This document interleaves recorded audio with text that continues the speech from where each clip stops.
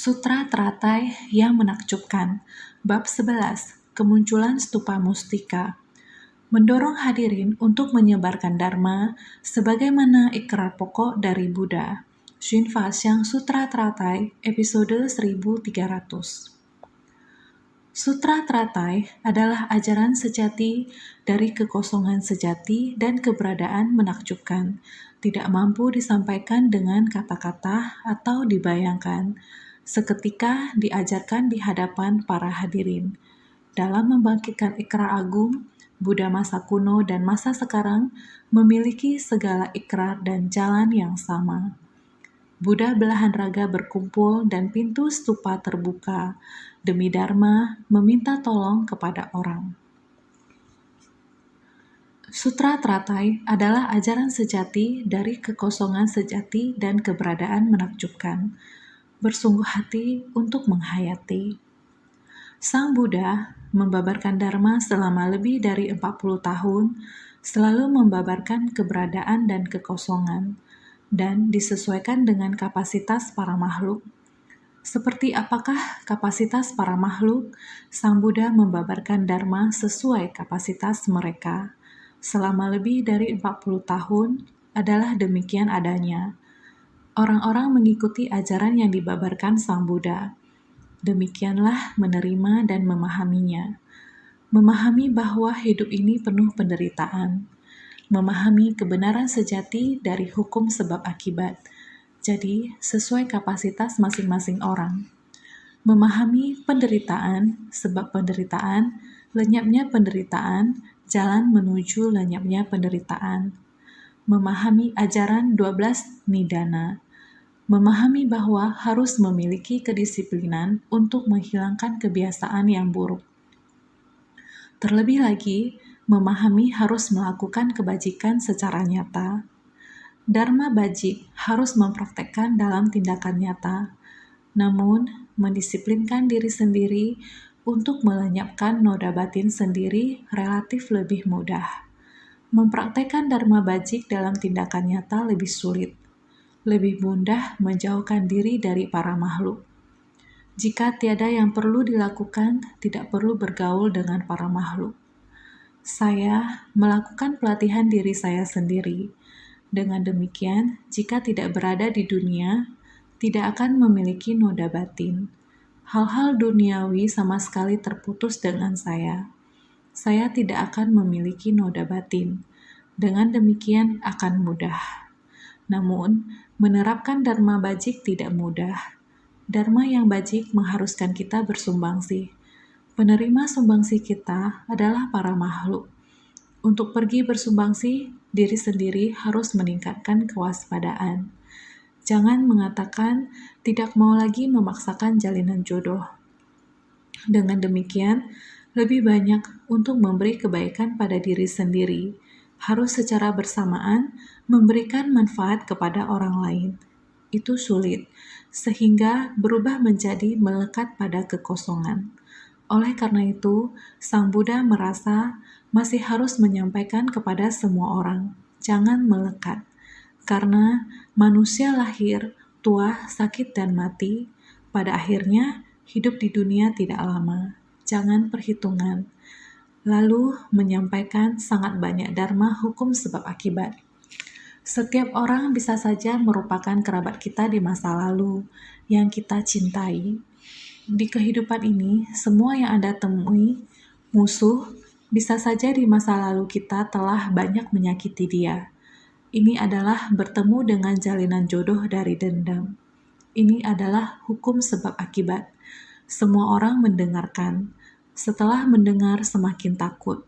Kemudian memisahkan diri dari orang. Tidak mau mendekati, selalu memisahkan diri dari orang banyak. Seperti ini lebih aman.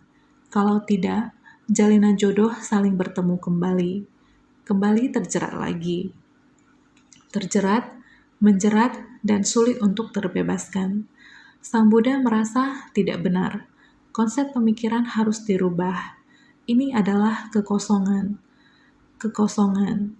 Semua sumbangsih kamu, keberadaan yang menakjubkan. Harus tahu bahwa hukum sebab akibat ini adalah selama-lamanya ada di sisimu.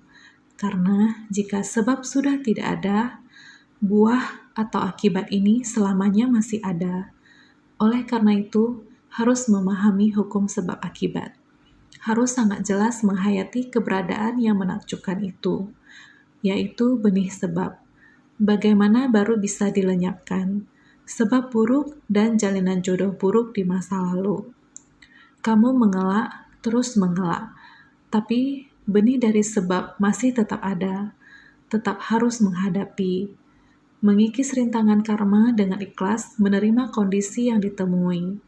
Saat jalinan jodoh ini datang, harus dihadapi. Bagaimana kamu hendak bertahan terhadap sebab buruk dan jalinan jodoh buruk dari masa lalu. Di kehidupan ini, kamu bisa menerima. Setelah menerima, kamu harus segera bersumbangsi, menanam benih sebab bajik, jalinan jodoh bajik, untuk para makhluk yang dapat diselamatkan di kehidupan mendatang. Singkat kata, kita juga harus menghadapi jalinan jodoh buruk. Hanya ketika kita menghadapi jalinan jodoh buruk, sepenuhnya memahami benih sebab buruk ini, baru kita dapat menghapus buah balasan dan menghapus buah balasan buruk. Kita harus bersumbangsi di kerumunan orang banyak. Kemudian, sebab yang sesungguhnya ini, yaitu benih sebab bodhisattva, akan terus-menerus terakumulasi. Benih sebab yang terakumulasi ini adalah kondisi untuk mencapai kebudaan di masa datang. Maka dinamakan praktek sebagai benih dari bodhisattva. Makanya harus masuk ke kerumunan orang. Jangan takut. Meskipun dunia ini penuh penderitaan, meskipun hukum karma terus menjerat kita, jika kita dapat memahami prinsip kebenaran, kita seharusnya menerima, sukacita menerimanya. Setelah menerima, bagaimana bisa membalasnya? Dengan melepas jalinan jodoh buruk di masa lalu, mengubah menjadi rasa bersyukur dan sukacita. Inilah mengapa kita sekarang masuk ke kerumunan orang banyak, senantiasa mengatakan 6 paramita dan segala prakteknya. Demikian bersumbangsi, berdana tanpa membeda-bedakan terhadap yang kita benci, tidak membedakan bahwa dialah yang saya dendam, atau dialah orang yang saya benci. Orang ini tidak memiliki jalinan jodoh dengan saya. Saya tidak bersedia memberi kepadanya. Saya tidak bersedia bersama dengannya. Saya tidak bersedia bekerja sama dengannya. Kita tidak boleh begini. Jika tidak memiliki jalinan jodoh dengan kita, itu karena ada benih sebab di masa lalu. Kamu telah menciptakan jalinan jodoh yang buruk. Di kehidupan ini, dia menolak dirimu. Kamu merasa tidak memiliki jalinan jodoh baik dengannya. Kamu juga menghindari dia. Jika demikian, jalinan jodoh ini tidak dapat bersatu. Ketika kamu ingin mempraktikkan jalan bodhisattva kelak, benih sebab ini akan memberikan kita kondisi yang merugikan. Membina diri adalah harus bagaimana menjalin jodoh baik.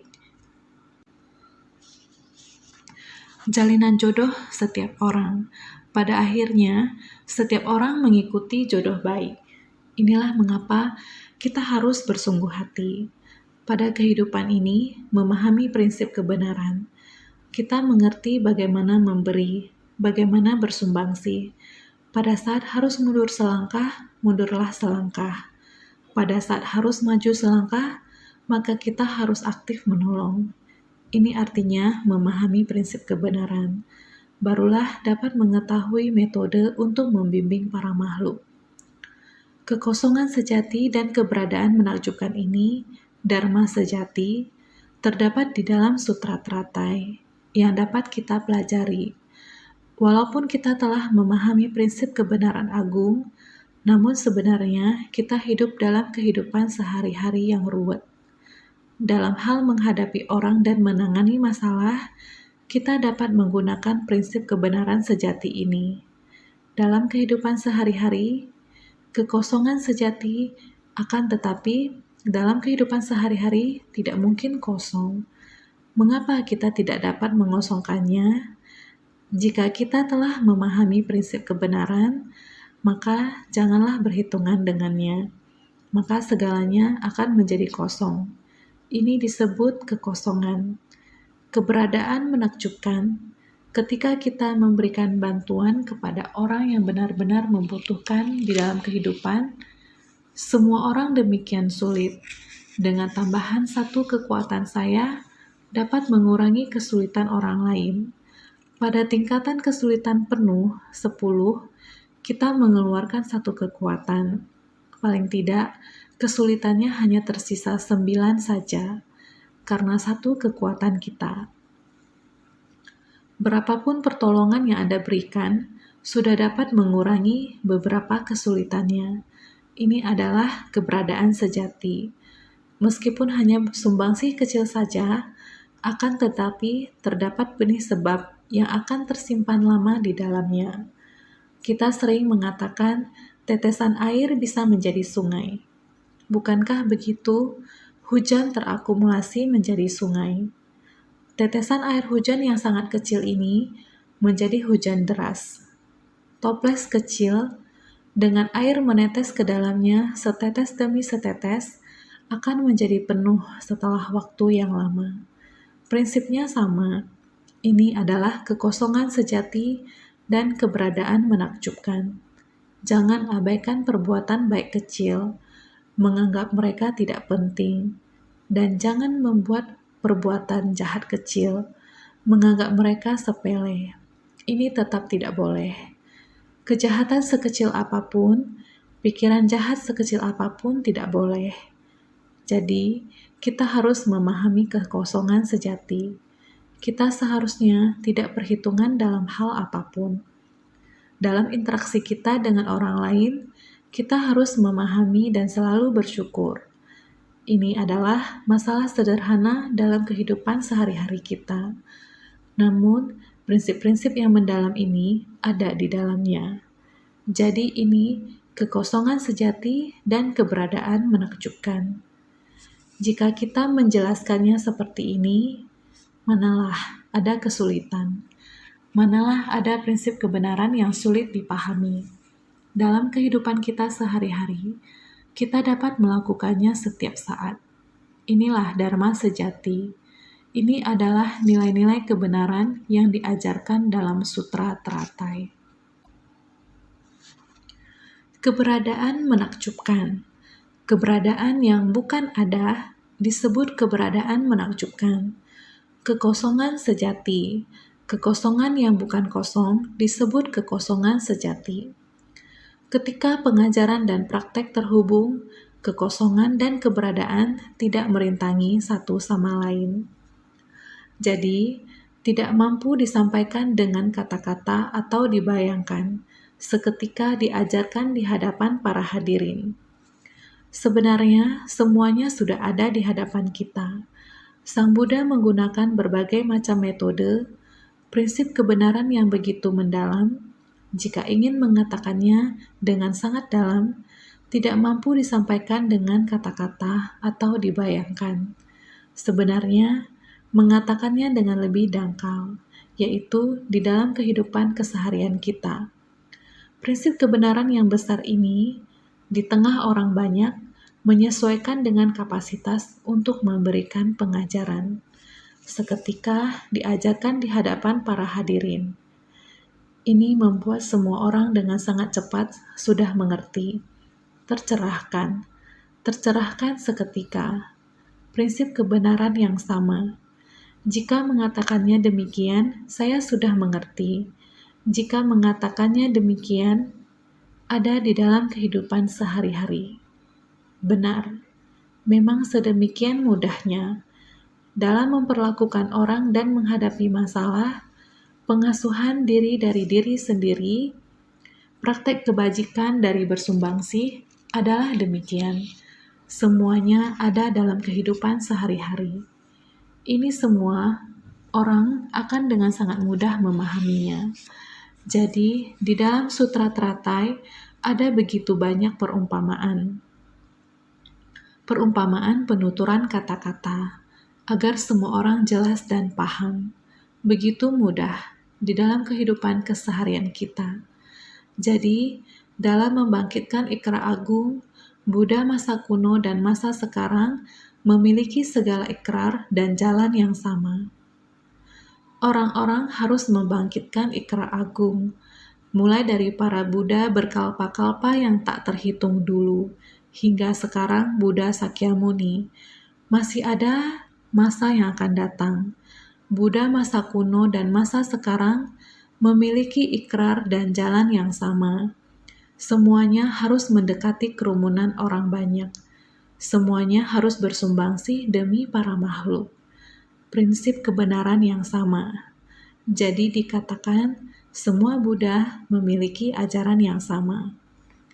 Datang dan pergi tidak meninggalkan kerumunan, tidak meninggalkan dunia manusia, tidak pernah meninggalkan para makhluk. Yang keras kepala dan sulit disadarkan ini, makhluk hidup keras kepala sehingga membutuhkan Buddha untuk datang ke dunia untuk menaklukkan kerisauan akan keras kepalanya makhluk hidup. Hal ini membutuhkan yang maha sadar untuk membabarkan berbagai jenis dharma, sehingga kita baru dapat menghayatinya. Inilah tujuan Sang Buddha datang ke dunia ini. Semua Buddha, kuno dan sekarang, memiliki jalan dan segala ikrar yang sama. Memiliki segala ikrar dan jalan yang sama. Segala ikrar semuanya sama. Itu adalah sama untuk semua Buddha. Kita semua bersama dalam membina diri, seharusnya memiliki ikrar yang sama juga. Bodhisattva muncul dikarenakan ada makhluk yang menderita. Kita tidak boleh membiarkan makhluk hidup memiliki kerisauan. Tabiat buruk kita harus dirubah, agar orang lain tidak melihat sikap kita, melihat kita, ataupun mendengar suara kita menjadi tidak bahagia. Karena apa yang kita katakan adalah kata-kata buruk, kata-kata kasar. Sikap kita, martabat, etika, kita harus memilikinya. Hakikat kebenaran itulah kesusilaan. Kesusilaan itulah hakikat kebenaran. Harus memiliki prinsip kebenaran, maka harus memiliki etika atau tata krama. Ini semuanya ada di dalam kehidupan kita sehari-hari. Ini adalah Dharma. Dharma keluar dari mulut Buddha, mengajarkan kita mengerti. Jadi, Buddha belahan raga berkumpul. Kita semuanya mulai mengerti. Anda mulai mengerti, saya mulai mengerti, dia mulai mengerti. Semua orang mulai mengerti. Ini keluar dari Buddha. Prinsip seperti ini, semua orang mengerti dan memahami. Kita semua memiliki dharma yang sama. Makhluk hidup menderita. Makanya kita harus membantu mereka. Ikatan simpul batin yang tidak bisa dimengerti, kita harus membantunya untuk membuka simpul batin tersebut, melenyapkan semua kerisauan batin. Ada penderitaan, kita harus segera pergi untuk membantu. Ini adalah bersumbangsi. Jadi, bersumbangsi itu sangatlah mudah.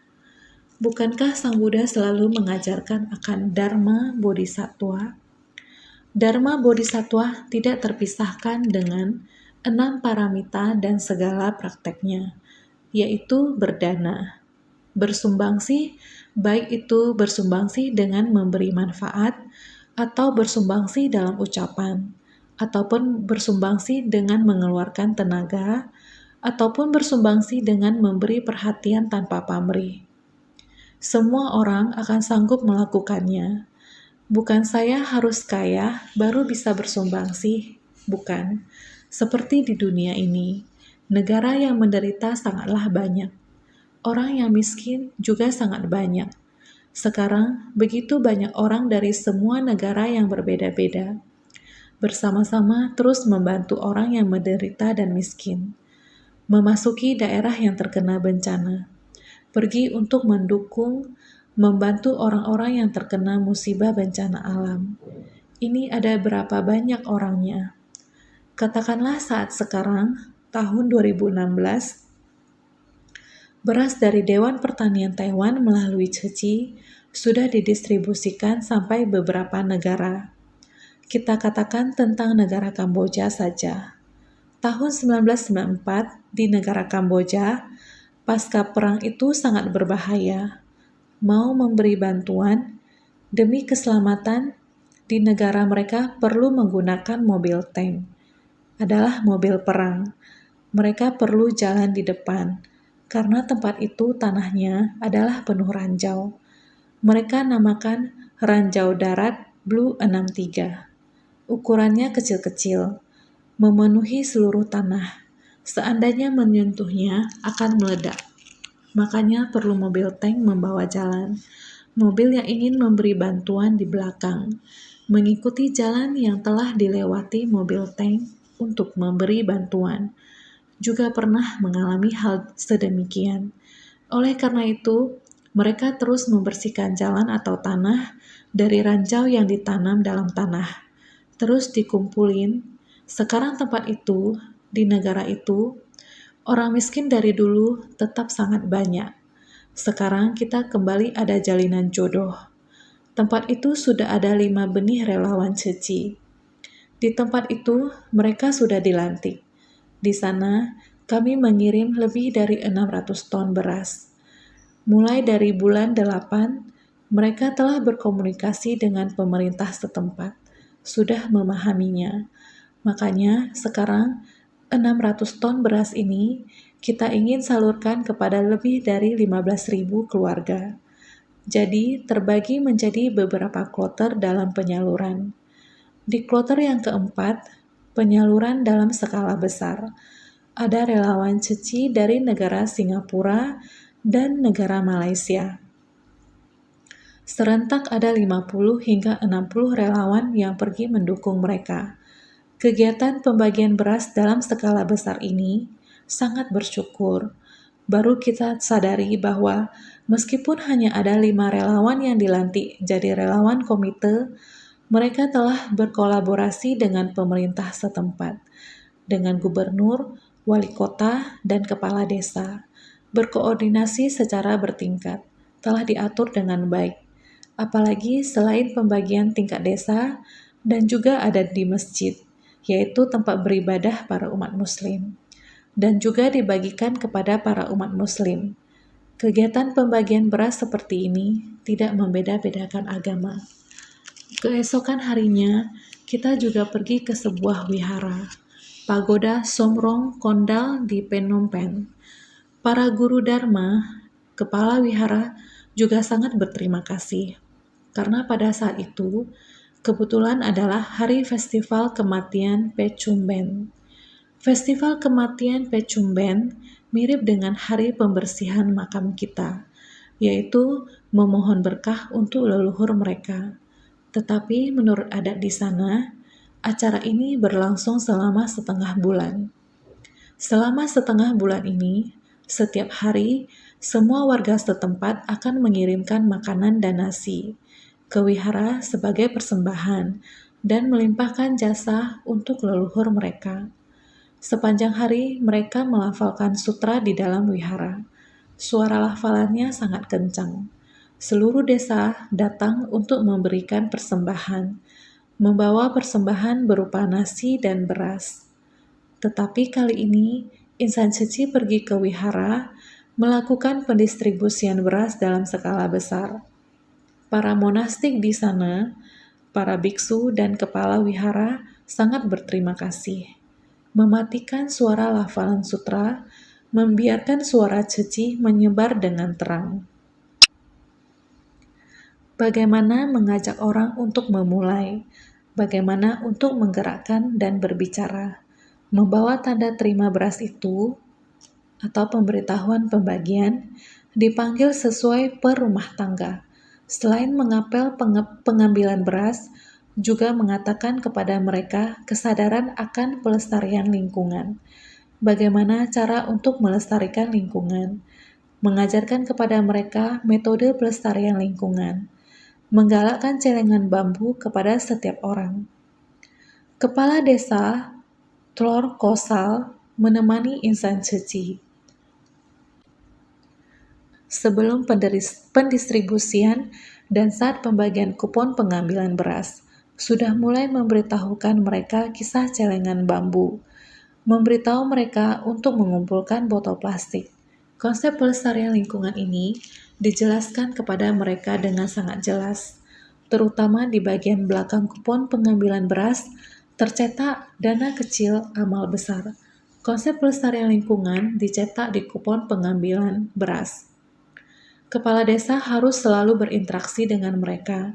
Jadi, ketika saat datang untuk pengambilan beras, membawa botol plastik seperti ini, pada waktu pendistribusian di wihara ini, kepala desa meminta warga untuk mengumpulkan botol plastik dan menjualnya, dan mendapatkan lebih dari 200.000 rial. 200.000 rial Kamboja. Sebenarnya lebih dari 1.500 NTD. Jadi, uang ini datang dari warga desa yang melakukan pelestarian lingkungan dan penjualan botol plastik bekas, sehingga orang-orang inilah selain mendistribusikan di daerah ini di 2 tempat, membawa botol plastik untuk dikumpulkan dan menjualnya dengan harga 2.000 rial. Ini sama dengan 15 NTD. Ini adalah metode yang mereka gunakan untuk menghimbau orang-orang melakukan pelestarian lingkungan. Mereka menggunakan cinta kasih untuk bersumbangsi, tidak memedulikan perbedaan agama. Pembagian di masjid dibagikan untuk warga Muslim. Pembagian di wihara dibagikan untuk warga umum, tidak membedakan agama. Dengan cara ini, mereka sudah membagikan hampir 200 ton beras, dan masih ada 400 ton lagi. Dengan cara yang sama, dibagikan secara bertahap.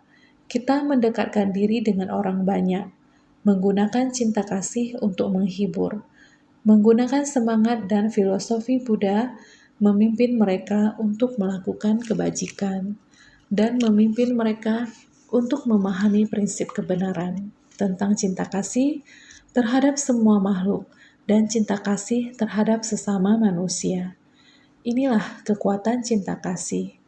Jadi, ini adalah belahan raga Buddha. Lihatlah bagaimana mereka menggunakan cara ini di Kamboja.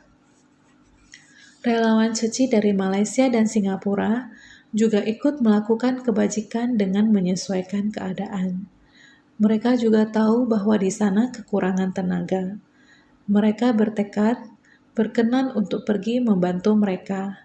Ketika waktunya untuk menyalurkan bantuan, mereka akan pergi membantu. Mereka menggerakkan penduduk setempat di sana, dan perlahan-lahan membimbing para relawan untuk bertindak. Kepala desa menemani insan suci, dan juga sudah mendaftar sebagai relawan. Orang dari tempat jauh datang untuk merubah penduduk setempat. Bukankah ini yang terjadi? Baik itu Buddha Prabhutarana yang datang dari tempat jauh ataupun Buddha Sakyamuni di tanah negeri ini, kita harus menjadikan batin Buddha sebagai batin kita. Ketika kita menyimpan ajaran Buddha Sakyamuni dalam batin kita, kita semua adalah Buddha Sakyamuni. Kesimpulannya, kekuatan cinta kasih ada dalam bersumbangsi dengan cinta kasih yang tersadarkan. Jadi, kita harus sangat bersungguh hati. Kekosongan sejati ada dalam keberadaan yang menakjubkan. Keberadaan yang menakjubkan ada dalam kekosongan sejati. Kekuatan cinta kasih ada dalam kehidupan kita sehari-hari. Maka kita lihat naskah sutra sebelumnya. Pada ketika itu, Bagawan karena ingin mengemukakan kembali maksudnya, berkata dalam bentuk syair, penguasa suci, Bagawan, meski sudah lama parinirwana, di dalam stupa mustikanya masih saja datang demi Dharma. Lalu, kenapa semua orang tidak tekun demi Dharma? Sutra Teratai bab 11, kemunculan stupa mustika. Penguasa suci, Bagawan, yaitu Buddha Prabhutarana, sudah lama parinirwana, Tetapi demi Buddha Sakyamuni yang sedang mengajar sutra teratai, maka datang dari jauh untuk mendengarkan sutra ini. Jika demikian, mengapa kita sendiri tidak bersedia mendengarkan Dharma? Kita semua orang sedang mempelajari ajaran Buddha. Kita harus bersungguh hati. Kita harus bersungguh hati untuk memahaminya. Harus tekun demi ajaran Dharma.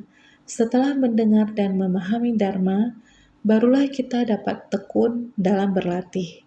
Berlatih sila, samadhi, dan kebijaksanaan. Menata kembali perilaku kita. Kita harus menstabilkan pikiran. Kita harus mengembangkan kebijaksanaan, menerapkan 6 paramita dalam kehidupan kita sehari-hari sebagai benih dari praktek bodhisattva dan menuju arah buah bodhisattva.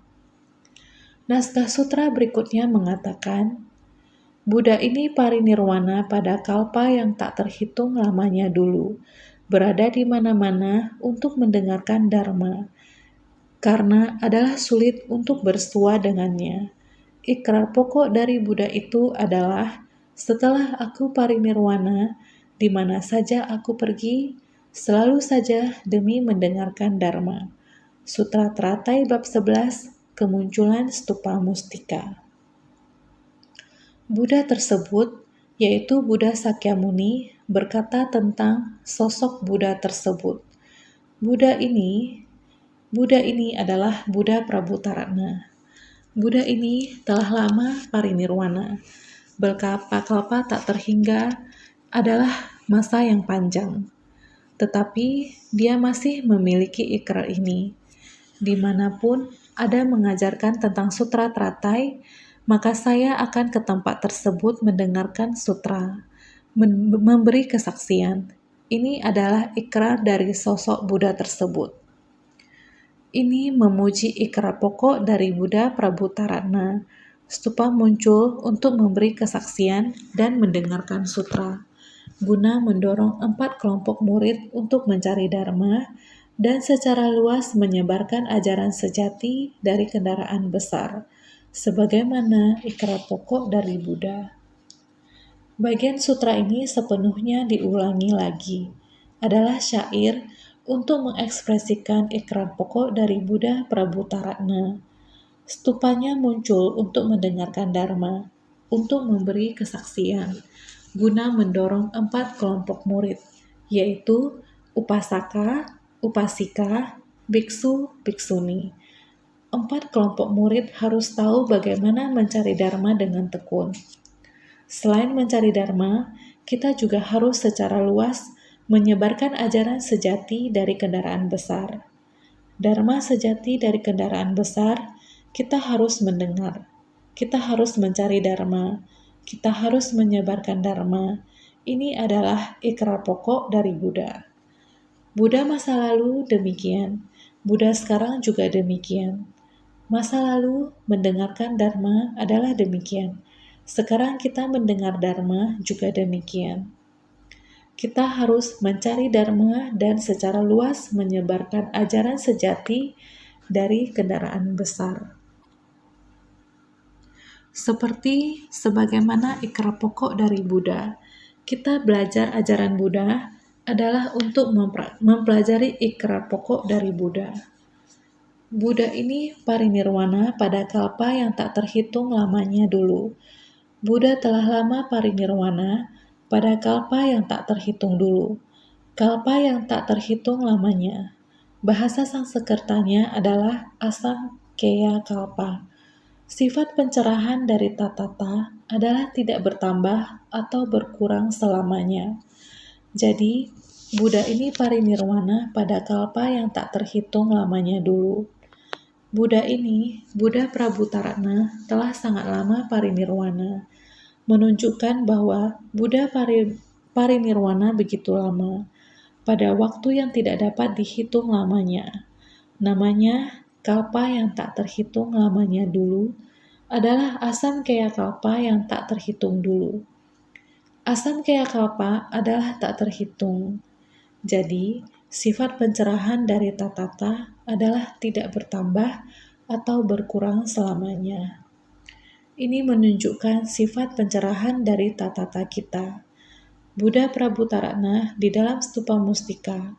Setiap orang sifat tatata kita, stupa mustika di dalam batin kita. Stupa mustika di dalam batin kita juga terdapat keberadaan Buddha Prabhutarana. Adalah sifat pencerahan dari kita para makhluk. Para makhluk memiliki sifat pencerahan dari tatata. Ini adalah abadi, tidak bertambah atau berkurang, selamanya ada.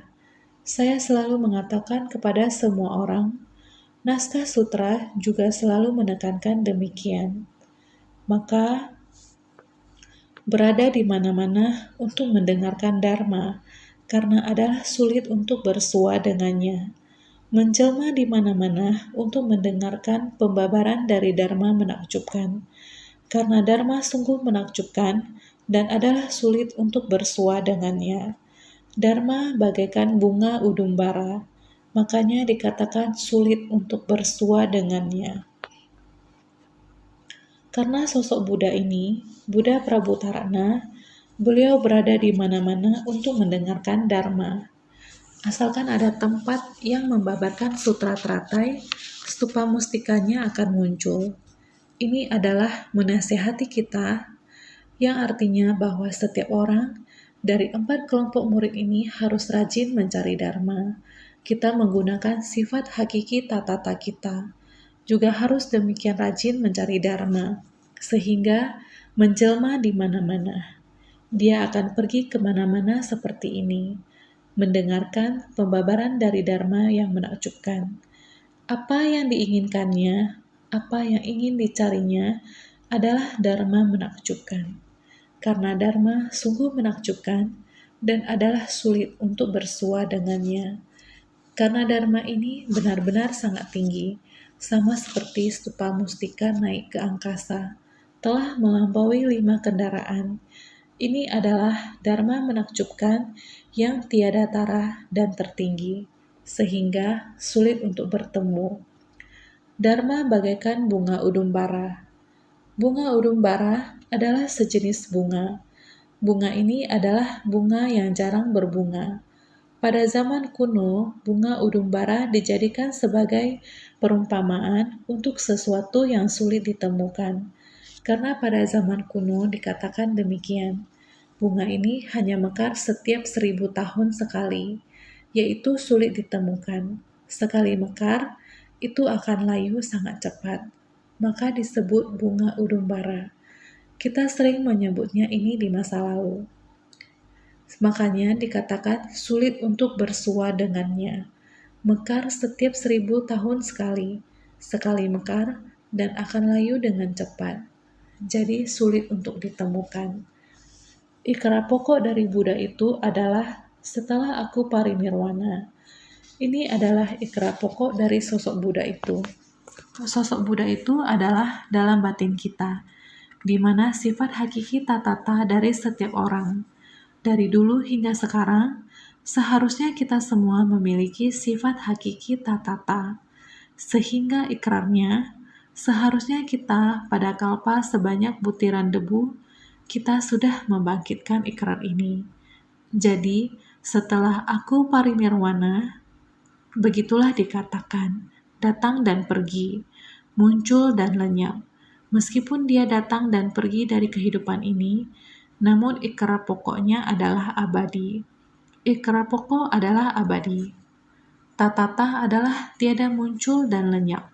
Sementara penampilan hidup ini mengalami siklus, lahir, menjadi tua, sakit, dan mati. Namun sifat hakiki tatata adalah abadi.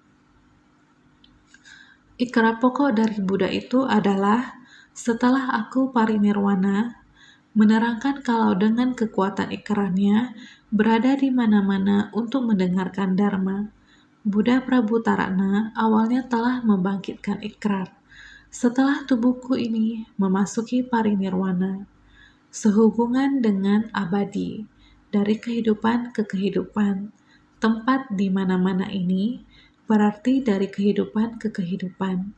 Dimanapun, jika kita dapat mendengar dan memperoleh sutra teratai, kita harus segera mendengarnya dan memahaminya. Buddha Prabhutaratna awalnya telah membangkitkan ikrar, setelah tubuhku ini memasuki. Buddha saat itu telah memiliki ikrar seperti ini, dan setiap dari kita juga demikian. Jika kita ada mendengarkan sutra, Dharma akan masuk ke dalam batin kita. Setelah Dharma masuk ke dalam batin, seluruh hidup kita juga demikian menjalani ikrar ini. Terhadap sutra teratai, saya sangat menghormatinya dengan sepenuh hati. Dharma telah merasuki batin saya. Tubuh saya juga mempraktekkan ajaran ini. Ajaran adalah jalan. Jalan kehidupan ini, saya telah menggunakan cinta kasih untuk membentangkan jalan. Makhluk tercerahkan. Kehidupan ini dan kehidupan yang akan datang, maka dikatakan kemanapun pergi, tidak peduli apakah datang atau pergi, datang membentangkan jalan, ketika pergi sama juga jalan ini, juga harus membentangkan jalan yang akan dilalui pada kehidupan yang akan datang. Maka ikrar kita juga sama, kita akan datang lagi dan menapaki jalan yang sama ini. Jadi, tiada urusan lain. Datang dan pergi demi sutra teratai. Di mana saja aku pergi, selalu saja demi mendengarkan Dharma. Kemanapun pergi, tiada urusan lain, selalu saja demi mendengarkan Dharma, mempraktekkan Dharma sebagai benih dari praktek. Datang ke dunia, mengetahui prinsip kebenaran. Pada prinsip kebenaran ini, bersumbangsi demi orang banyak. Inilah nilai jiwa kehidupan di dunia. Tidak dapat mengetahui panjang singkatnya, tetapi lapang mendalam. Kita bisa menciptakannya sendiri. Kita bisa menjadikan prinsip kebenaran ini merata dan luas. Prinsip kebenaran ini kita bisa menerima dan memahaminya secara mendalam. Dipergunakan pada orang banyak. Mengikuti ikrar kita, datang dan pergi di dunia dengan leluasa. Sehingga, kemanapun pergi, tiada urusan lain. Yang lalu datang, yang sekarang pergi.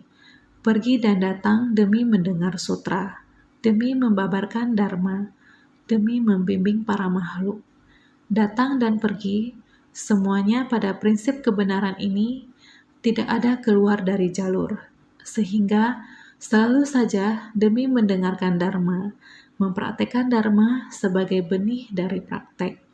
Selalu demikian mendengarkan sutra ini, menyebarkan Dharma ini, membentangkan jalan ini, melangkah di jalan pelatihan ini, yaitu jalan Bodhisattva. Sehingga, demi mendengarkan Dharma, mempraktekkan Dharma sebagai benih dari praktek. Melatih ajaran 6 paramita dan puluhan ribu prakteknya. Ini yang semestinya kita harus bersungguh hati.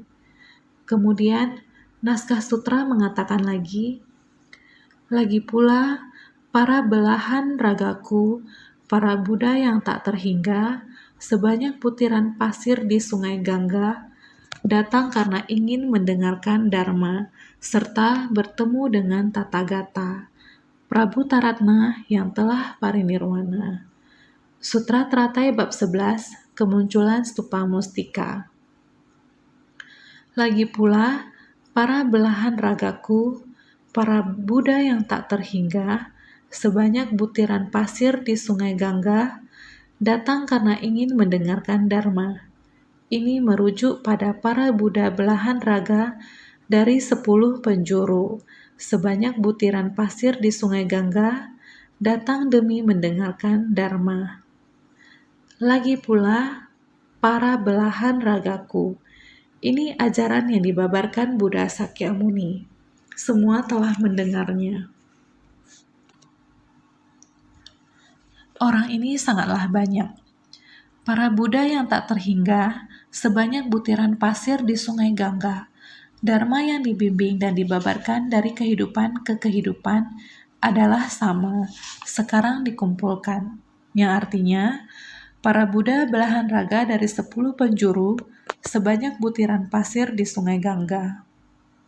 Demi mendengar Dharma juga mau datang, juga berkumpul di sini untuk bertemu dengan Tathagata Prabu Taratma Parinirwana.